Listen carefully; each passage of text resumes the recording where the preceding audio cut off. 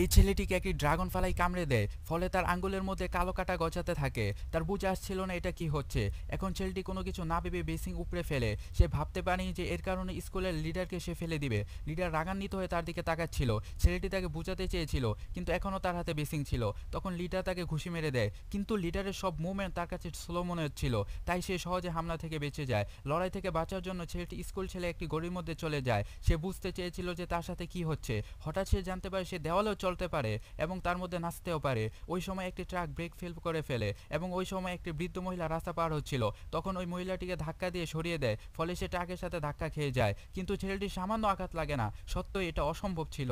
যখন ছেলেটি ঘরের মধ্যে আসে তখন তার দাদার হাত থেকে সামান্য কেঁপে তার হাত থেকে একটি লোহার পিল ছেলেটির দিকে ছুটে আসে, কিন্তু ছেলেটি তা ধরে ফেলে। দাদা অবাক হয়ে বলে, তুমি এটা কিভাবে করলে? ছেলেটি বলল, এটা তো স্বাভাবিক ব্যাপার। তখন দাদা তার বন্ধুর দিকেও ছুঁড়ে ফেলে। ছেলেটি স্বীকার করে যে তার কাছে সুপার পাওয়ার রয়েছে, কিন্তু